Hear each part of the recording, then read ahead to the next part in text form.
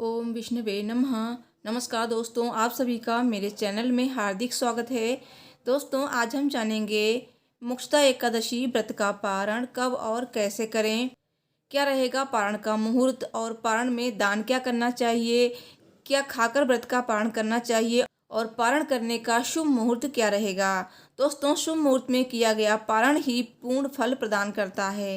दोस्तों, मार्गशीर्ष मास के शुक्ल पक्ष की एकादशी को मोक्षदा एकादशी कहते हैं और मोक्षदा एकादशी का व्रत 2022 में 3 दिसंबर को रखा गया है। तो 3 दिसंबर को रखने वाले व्रत का पारण 4 दिसंबर को करेंगे। दोस्तों, वैष्णव इस व्रत को 4 दिसंबर को रखेंगे, जो कि व्रत का पारण 5 दिसंबर को करेंगे। तो आइए जानते हैं पारण की संपूर्ण विधि। और वीडियो पसंद आए तो प्लीज़ वीडियो को लाइक कर दीजिएगा और चैनल को सब्सक्राइब कर लीजिए। साथ ही कमेंट बॉक्स में ओम विष्णुवे नमः, जय श्री हरि विष्णु जी अवश्य लिखिएगा। भगवान विष्णु आपकी सभी मनोकामनाएं शीघ्र ही पूरी करेंगे। दोस्तों, मोक्षदा एकादशी का व्रत करने से मोक्ष की प्राप्ति होती है, साथ ही पितरों को मोक्ष मिलता है। और इस दिन गीता जयंती भी मनाई जाती है, क्योंकि इसी दिन भगवान श्री कृष्ण ने कुरुक्षेत्र में गीता का ज्ञान दिया था। दोस्तों, इस दिन गीता का पाठ भी किया जाता है, जो कि बहुत ही ज़्यादा पुण्य प्रदान करता है। और इस दिन व्रत करने वाले और पूजा पाठ करने वाले की भगवान विष्णु सभी मनोकामनाएं शीघ्र ही पूरी कर देते हैं। दोस्तों, अगर आप व्रत नहीं कर पाएँ तो भी भगवान विष्णु माता लक्ष्मी की इस दिन आपको पूजा पूरे विधि विधान के साथ करनी चाहिए। और इस दिन कुछ नियम हैं, उनका पालन करना चाहिए, जैसे कि हमें इस दिन सात्विक भोजन करना चाहिए और लड़ाई झगड़े नहीं करने चाहिए। साथ ही गरीबों को इस दिन दान जरूर करना चाहिए, ज़रूरतमंदों को दान करना चाहिए। तो व्रत के बिना भी आपको व्रत का फल मिल जाता है इस तरह से। और इस दिन मोक्षदा एकादशी की कथा अवश्य आपको सुननी चाहिए, व्रत किया है या फिर नहीं किया है, दोनों में। और व्रत कथा सुनने से ही 1000 अश्वमेघ यज्ञ के बराबर पुण्य फल प्रदान करते हैं भगवान विष्णु। तो दोस्तों, आइए जानते हैं कि पारण के क्या नियम है, पारण कब करना चाहिए और क्या खाकर करना चाहिए। दोस्तों, मोक्षदा एकादशी का व्रत करने के बाद नेक्स्ट डे यानी कि द्वादशी तिथि पे आपको पारण करना है। तो एकादशी व्रत को खोलने को ही पारण कहा जाता है और पारण कभी भी हरिवासर में नहीं किया जाता है। द्वादशी तिथि की पहली 1/4 अवधि को ही हरिवासर कहा जाता है। और जो लोग हरिवासर में पारण करते हैं वो पाप के भागीदार होते हैं। तो हरिवासर में पारण करने से आपको बचना चाहिए। और पारण के दिन भी आपको सुबह ब्रह्म मुहूर्त में उठना चाहिए, स्नान आदि करके भगवान विष्णु की वैसे ही आपको पूजा करनी चाहिए, जैसे कि आपने एकादशी व्रत में की थी।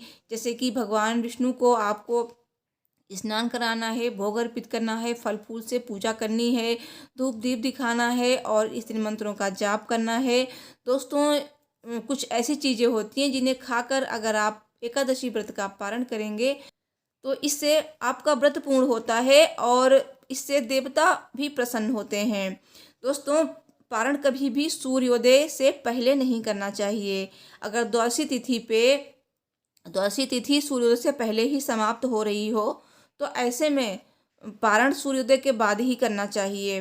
और कहते हैं कि कभी भी अगर पारण मुहूर्त में पारण नहीं कर पाए तो आपको दोपहर के बाद यानी कि 1-1:30 बजे के बाद पारण कर लेना चाहिए।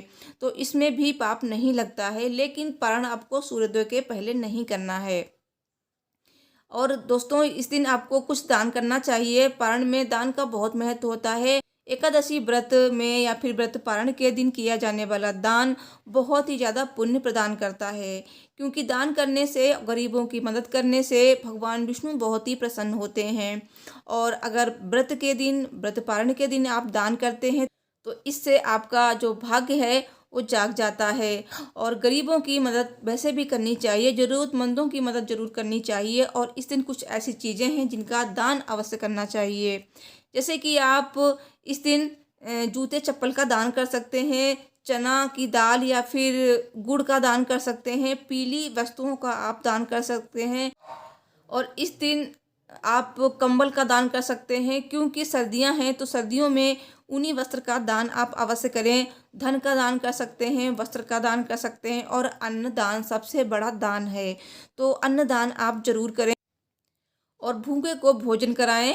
और अगर आपको कोई नहीं मिलता है दान करने के लिए तो दान का सारा सामान लेकर आप मंदिर में भी जा सकते हैं। मंदिर में आप पंडित जी को दान कर सकते हैं, या फिर कोई गरीब है, कोई आपके द्वार पे भिखारी आया है तो उसको आप दान कर सकते हैं।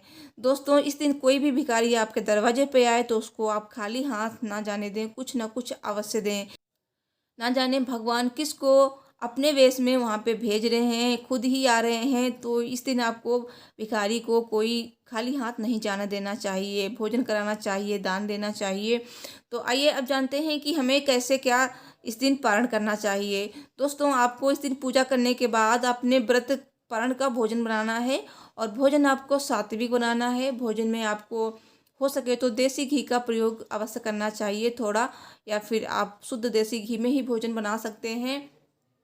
उसके बाद आप ये भोजन ब्राह्मणों को करा सकते हैं, और ब्राह्मणों को भोजन कराने के बाद आप ब्राह्मणों को दान दक्षिणा देकर विदा करें। और आप ये दान ब्राह्मणों को भी दे सकते हैं, जो मैंने आपको पहले बताया है। और उसके बाद आप अपने व्रत का पारण करेंगे। तो पारण का समय क्या रहेगा, आइए जानते हैं।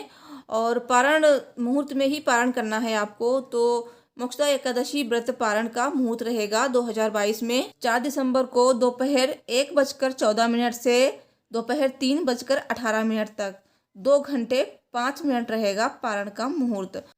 और वैष्णव जो कि 4 दिसंबर को एकादशी का व्रत करेंगे, उनके लिए 5 दिसंबर को व्रत पारण का मुहूर्त रहेगा सुबह 6:59 से 9:04 तक। हरिवासर का समय रहेगा 4 दिसंबर को 11:42। दोस्तों, एकादशी व्रत पारण में कुछ ऐसी चीज़ें हैं जिन्हें खाकर ही अपने व्रत का पारण करना चाहिए। इससे आपका व्रत भी पूर्ण होता है और देवता भी प्रसन्न होते हैं। और आप इस वीडियो में ये भी जानेंगे कि इस दिन हमें कौन सी चीज़ें बिल्कुल भी नहीं खानी चाहिए। दोस्तों, इस दिन आपका अगर व्रत है, एकादशी व्रत पारण के दिन अगर दूसरा भी कोई व्रत है तो वो भी व्रत आपका टूटेगा नहीं और आपका पारण भी हो जाएगा। तो इस तरह से आप पारण भी कर सकते हैं। तो आइए जानते हैं वो कौन सी चीज़ें हैं। दोस्तों, भगवान विष्णु को सबसे प्रिय तुलसी हैं। तो तुलसी का पत्र आप अपने मुख में रखकर भी व्रत का पारण कर सकते हैं। तो थोड़ा सा पत्ता मुख में रख लीजिए, फिर आप कुछ भी खा सकते हैं। दूसरी चीज़ है, आप आंवला खाकर भी अपने व्रत का पारण कर सकते हैं। तो आंवला के वृक्ष में भगवान विष्णु का वास होता है, और आंवला खाकर अगर आप अपने व्रत का पारण करते हैं तो इससे आपके सौभाग्य में वृद्धि होती है और संतान सुख की प्राप्ति होती है। तो आंवला खाकर भी व्रत का पारण किया जा सकता है।